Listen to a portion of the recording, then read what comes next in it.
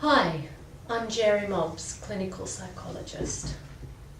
I'd like to talk with you today about building a more compassionate, supportive relationship with yourself. Now, when I say that, people often have strange reactions or they balk at the idea because they think loving yourself or liking yourself or having a good relationship with yourself is arrogant or is about bragging or big-noting yourself. And culturally, in Australian culture, we don't usually support and recognise that idea of self-confidence or acknowledging ourselves or accepting ourselves. A lot of people I see struggle with liking themselves, accepting themselves, and loving themselves. It may be a lifelong pattern, or it may present itself in the context of depression or anxiety, and it causes us a lot of pain. The way we think about ourselves, our perceptions, our beliefs about ourselves strongly influence the way we feel about ourselves. And a lot of us have a well-developed inner critic that runs the show a lot of the time without us even being aware of the power of that critic.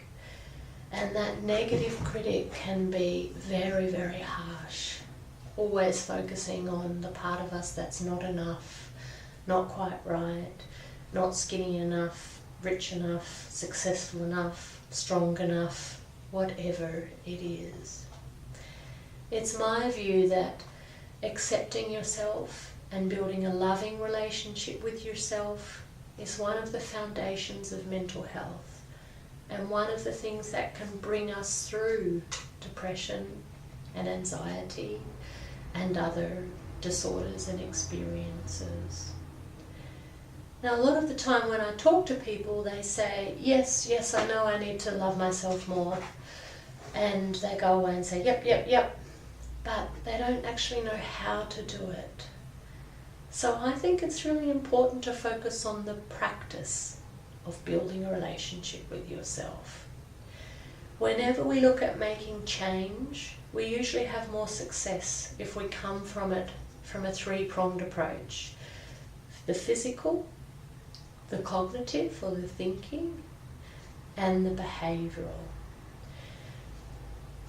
The ultimate kind of change we're looking for is a cognitive change as well as a feeling change towards ourselves. It's about changing our perceptions to be more compassionate to ourselves, to see the parts of us that are enough, that we do like, that we do love. But one of the ways to get to that cognitive shift can be through the doing, the behaving, the trying out different things. So today I'm going to talk to you about a variety of techniques across those three domains: the physical, the behavioural, and the cognitive. One good place to start is practicing mindfulness and becoming more aware of ourselves. This doesn't have to be a fancy thing. It's just about stopping and starting to notice, what's my experience right now? What are my thoughts right now? What am I feeling right now? What does my instinct tell me right now? What do I want to do right now? Not what I should do or shouldn't. What do I want? What's my need right now?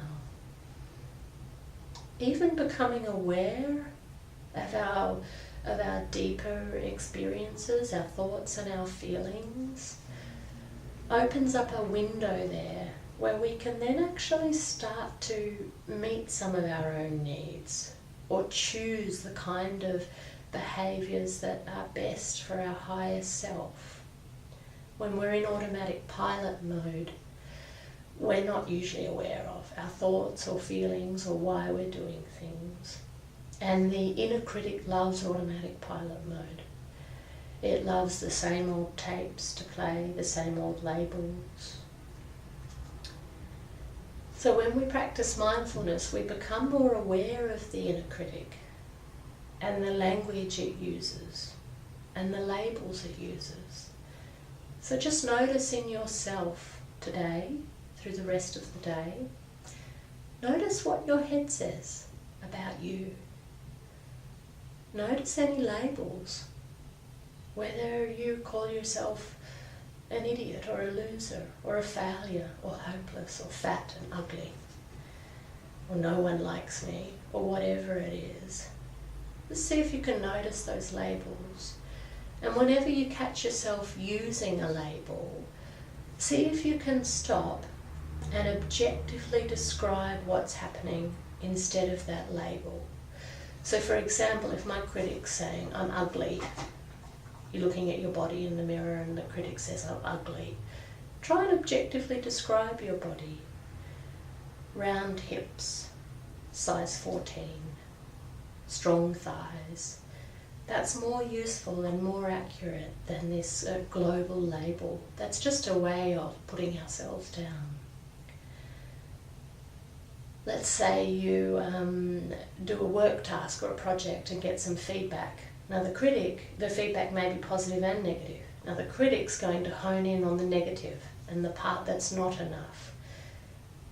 And then you say to yourself, I'm a failure, I'm no good, I did it again. See if you can stop and just say, well, what does the feedback actually say here?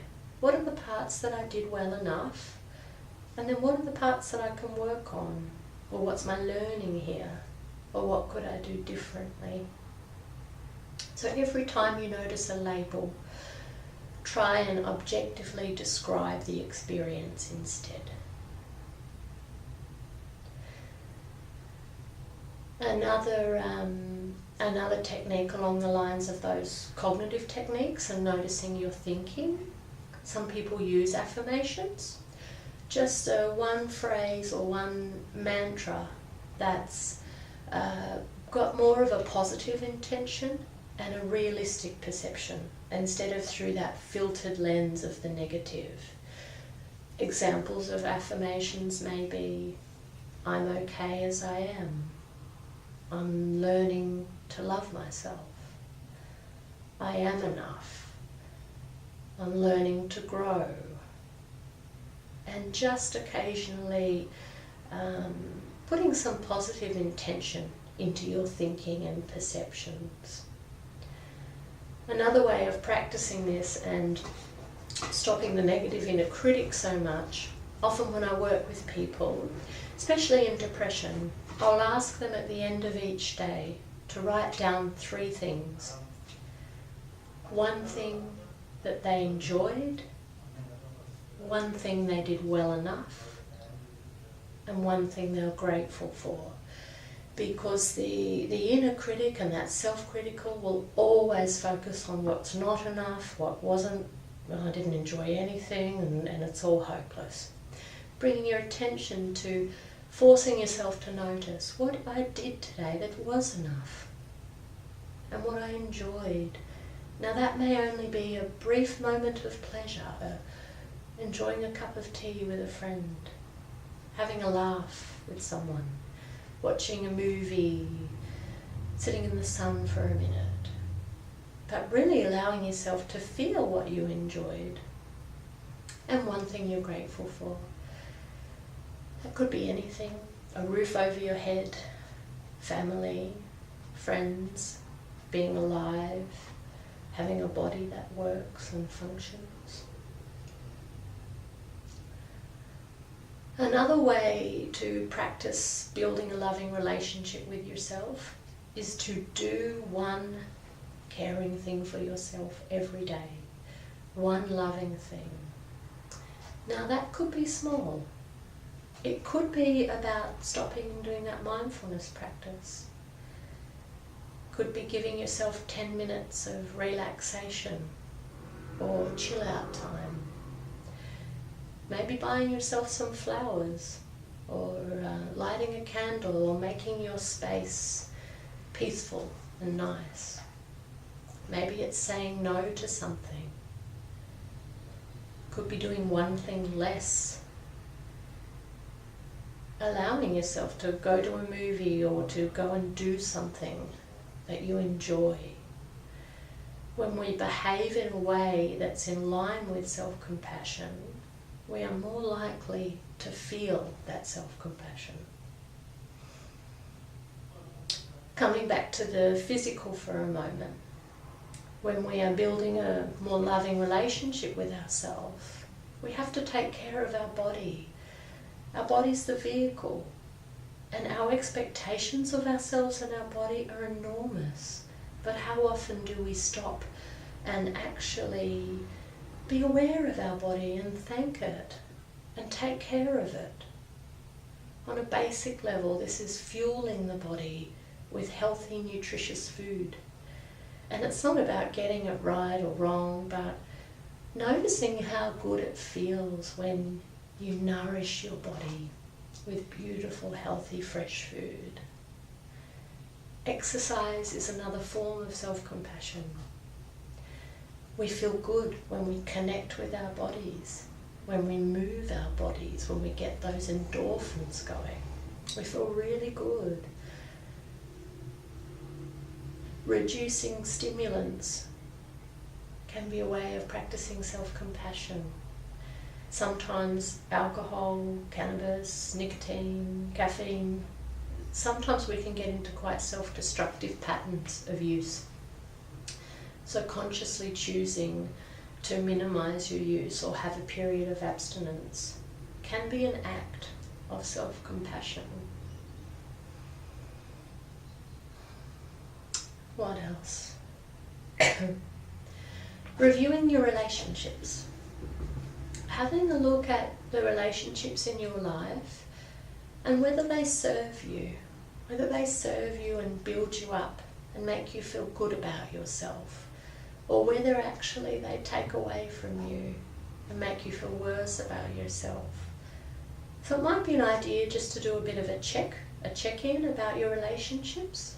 Who are the people that you are spending time with that you want to? And how much of your time are you spending with people that you don't want to? And a more loving, compassionate relationship might be backing off from those relationships that no longer serve you or you no longer need. Another way of practicing self-compassion is a compassion meditation. I offer another one of these on a YouTube clip, but there are many around. We call this compassion meditation or metta meditation. And in that, I ask you to stop, to slow down, to give yourself a compassionate space. And importantly, to focus on your connection to others and the universe and life. And the pure fact that you're alive and you're a human being makes you valuable and worthy enough. And practicing from a heart space, extending that compassion to yourself first and then others.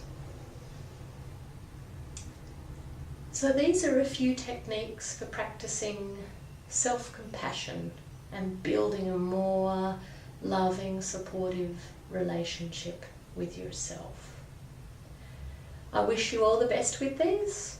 If you'd like to find out more about me, you can on my website, jerrymobs.com.au, on my other YouTube clips and podcasts, and on LinkedIn. Thanks.